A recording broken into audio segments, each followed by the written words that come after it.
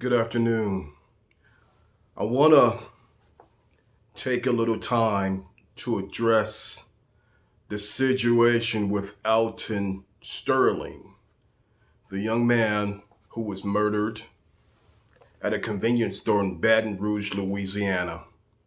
My name is Bishop Gregg L.Greer. I am the president of Freedom First International. For those who don't know me, I am addressing this issue because we advocated for the Sterling case. We went down to Baton Rouge on World Human Rights Day of 2016, December 10th of 2016, that is, to advocate for the family and stand for a young man who was murdered, whose life didn't have to be lost, murdered unnecessarily.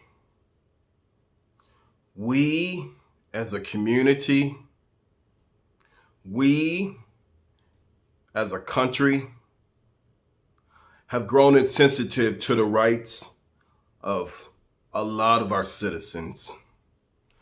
On the tragic day that Alton was murdered unnecessarily, he did not have to die.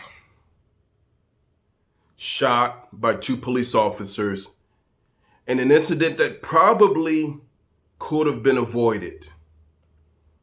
But as we see in cities and communities across the country, police are growing every day insensitive to the needs of minority communities, poor communities. We need a change there. We are not saying that there are not police officers who do a good job. We are simply saying that the level that exists of disparity when young, minority, oppressed, poor, African American, Latino, so on and so forth, men are stopped, women are stopped, children are stopped, that these stops tend to be punitive. These people are penalized rather than protected, rather than served. Serve and protect seems like a fantasy.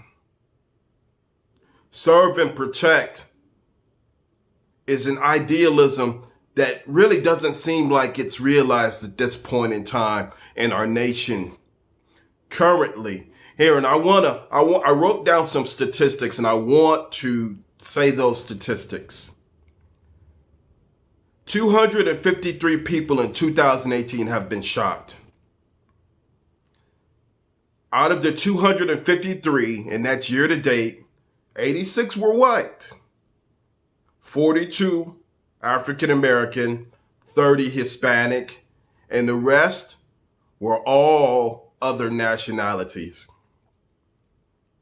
The states that are leading in police killings, are leading the country, are Texas, year to date, with 31, Florida with 19.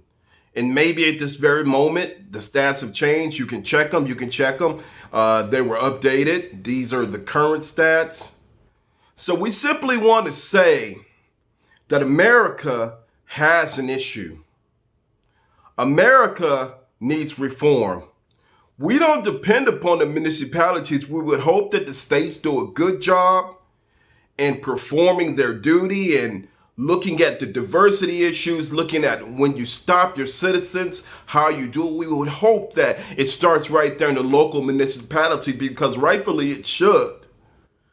But we can't say that the killings of minorities and blacks, the level of approach when it comes to minorities, the oppressed, the poor, and the blacks in these communities changes in contrast to affluent communities. Has to change. Alton didn't deserve to die. Tamir Rice didn't deserve to die. John Crawford did not deserve to lose his life in Beaver Creek in a Walmart. All these cases I'm familiar with because I've advocated and organized with and for those families. All these cases, these officers have not been charged. What message are we sending to America? What message, America, are we sending to the country? What message are we sending around the world? We are sending around the world that the American public has grown unsatisfied and we don't feel protected.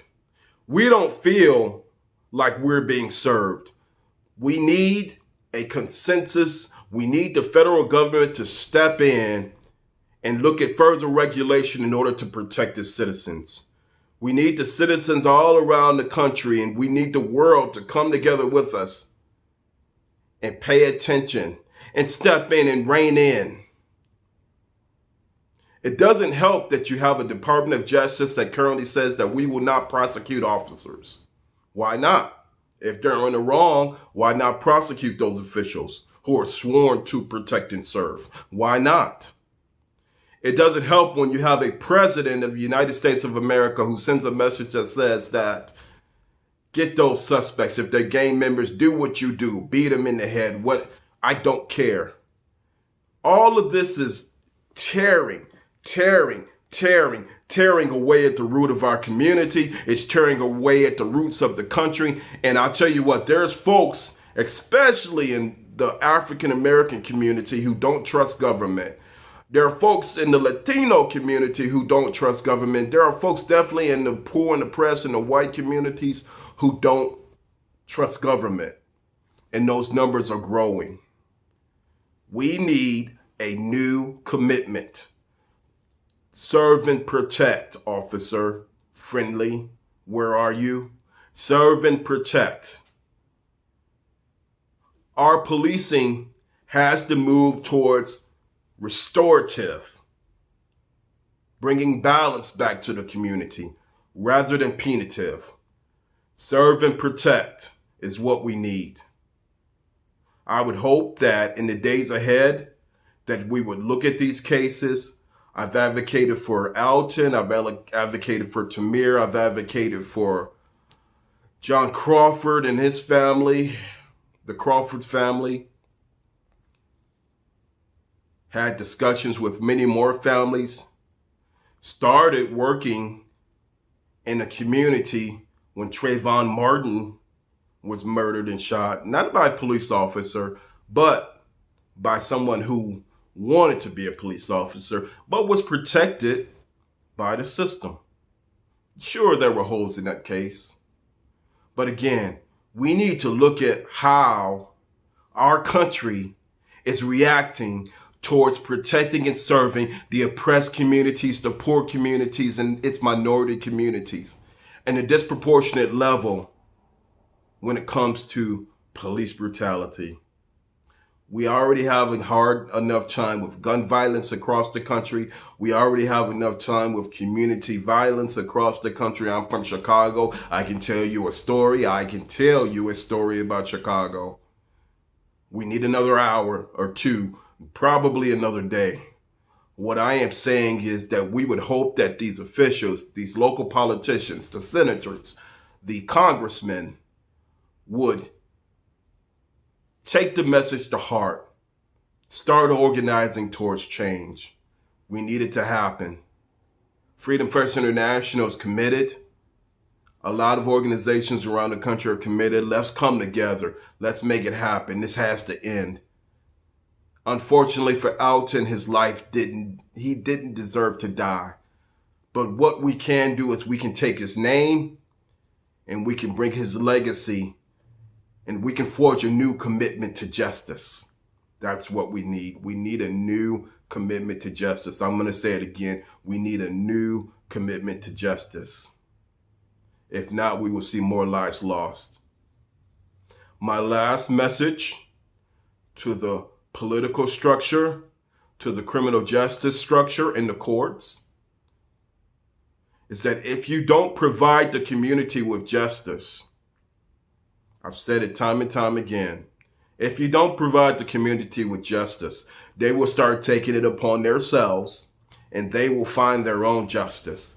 And if that happens, it will be tragic for America. It will be tragic for these communities, and it will be tragic for all of us. because no one would win. Thank you.